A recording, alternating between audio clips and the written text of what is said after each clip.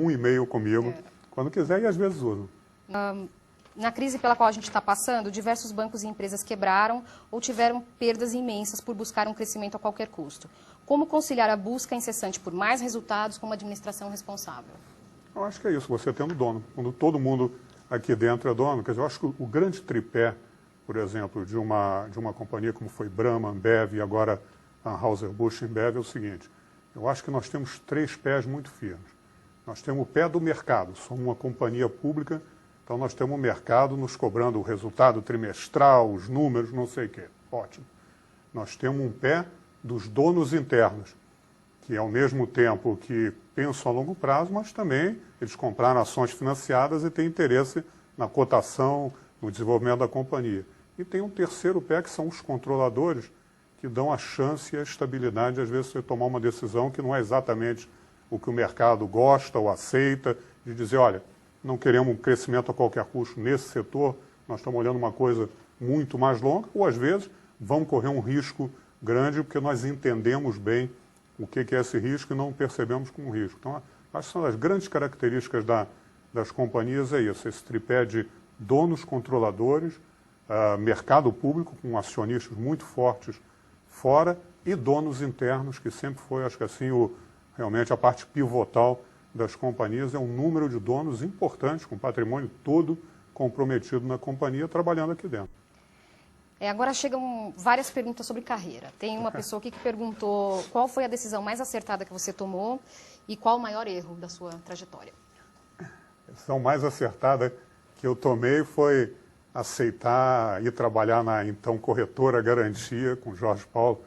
Na época, eu trabalhava em programação de computadores, um negócio teoricamente nobre para quem tinha 22 anos e eu aceitei entrar no balé do asfalto. Fui ser liquidante, levar título, pegar cheque assim, e essa foi a melhor aposta da minha vida, porque primeiro peguei a carona de tudo que estava acontecendo na época, mas também tive o privilégio de trabalhar junto com o Jorge, depois com o Beto e outras pessoas que, no final, quando você olha assim para o que você fez, o impacto que eles tiveram na tua carreira e na tua vida, que eu jamais faria sozinho o que eu fiz junto com meus sócios.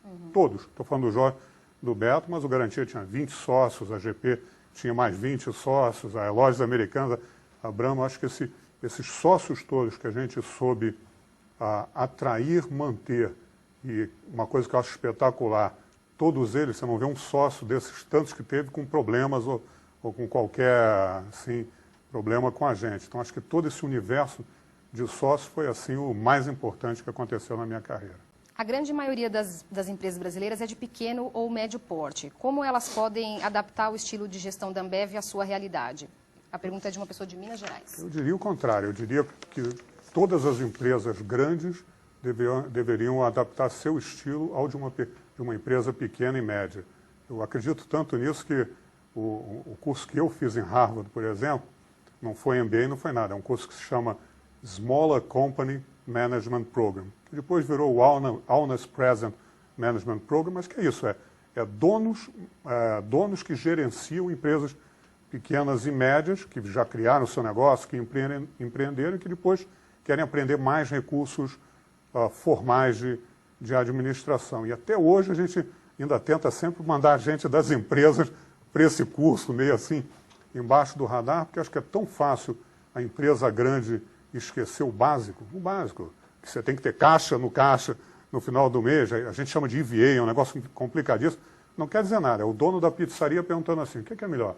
É botar meu dinheiro na pizzaria ou botar em CDB?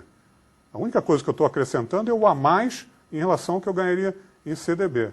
Qualquer dono de pizzaria sabe isso. Empresa grande tem que consultar, tem a Standard Store, EVA, uma coisa revolucionária. Então, acho que as coisas de companhia pequena, o olhar do dono, a atenção ao caixa, o contato permanente com o cliente, porque senão você morre, está ali visitando o mercado o tempo todo, falando com as tuas pessoas, cuidando daqueles poucos funcionários, eu acho que é o contrário. Eu acho que isso são coisas fortíssimas, espetaculares que a empresa pequena e média tem e que as empresas grandes, essas sim é que não podem esquecer e tem que estar sempre emulando. Aqui na AB InBev a gente se pensa o tempo todo como uma empresa pequena.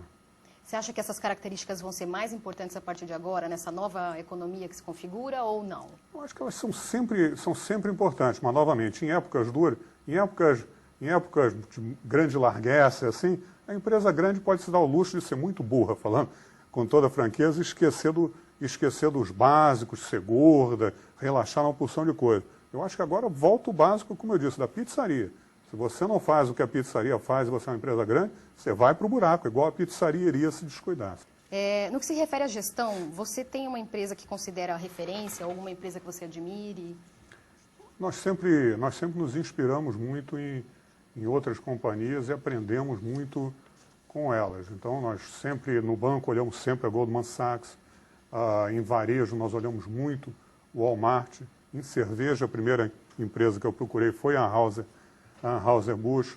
Nós adoramos o espírito da General Electric de estar sempre treinando as pessoas, movendo as pessoas de um lado para o outro para dar uma substância maior à carreira delas. Então, eu diria que, basicamente, essas são as empresas que a gente mais admira, ou eu pessoalmente. E essas empresas novas, sei lá, Google, Apple, essas coisas também seduzem ou não? Eu acho bacanérrimo, mas não conheço o bastante. Sem dúvida, eu acho fantástico a capacidade de uma Apple que pega assim, uma coisa que já existia, nem voava muito como um MP3, mas através de um design inteligente e através da ligação com uma loja de comprar music online, né?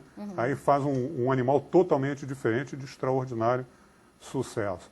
Eu confesso assim, eu pessoalmente tenho um pouco de medo desse ramo, porque os nossos ramos são mais estáveis, é do trabalho. Esses são ramos assim que podem ser totalmente subvertidos pela concorrência, inovando, fazendo uma coisa nova. Então, eu diria assim, tenho enorme respeito e admiração, não entendo bastante. Que conselho você daria para quem está começando a carreira de empreendedor? Teve muito empreendedor mandando e-mail para a gente. Legal. Acho, olha, eu em geral tenho visto o seguinte, assim, no começo, no meio e adiante. O principal limitador para um empreendedor é o tamanho do sonho dele.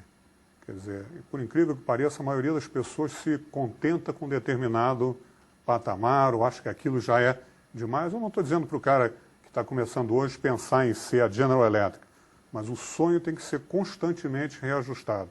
Chegou no topo, no degrau, começa a imaginar que você está só na base do próximo degrau. Quer dizer, é um negócio de insatisfação permanente. Eu acho que, eu diria isso, sonhar grande e reajustar constantemente esse sonho para ter sempre uma nova motivação, até porque é a maneira de se levar as pessoas que trabalham com vocês ou são sócias, estar o tempo todo estimulando elas, mostrando o próximo, o pote de ouro no final do arco-íris, a grande conquista e assim.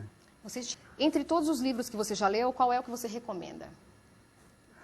Tem um livro que tem o pior título que eu conheço, mas que é o melhor livro que eu conheço assim de management, que é tanta coisa que eu podia dizer. Mas esse é pequenininho e eu releio ele assim de ano em ano, dois anos, para não esquecer. Não sei se ele é traduzido em português. Ele em inglês é Double Your Profits in 6 Months or Less, que é parece daquelas coisas, autoajuda financeira, mas é assim, de uma simplicidade, de uns conceitos tão cristalinos. Eu adoro esse livro, não sei nem se já foi traduzido em português. Eu todo ano, assim, desde o começo da Brahma, eu mando um livro para todos os sócios das companhias, Brahma, Ambev, Anheuser-Busch, Embev. Esse foi o único que eu mandei 2 vezes, que eu queria ter certeza que as pessoas estavam dando uma relida nele. Legal. Como você administra seu tempo, sobretudo agora que a empresa está presente em diversas partes do mundo? E você também tem os assuntos de filantropia. Então, como que você administra o tempo?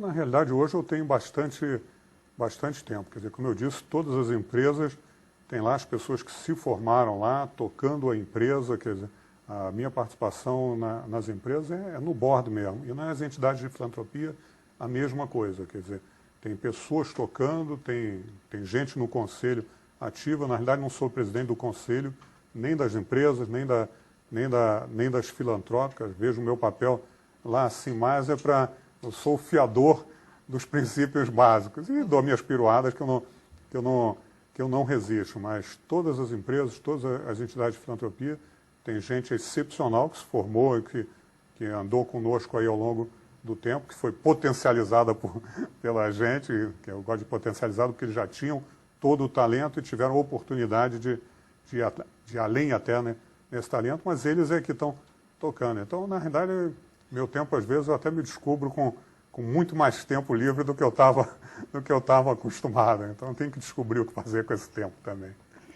A última pergunta é o seguinte: qual foi o melhor conselho que você recebeu e de quem?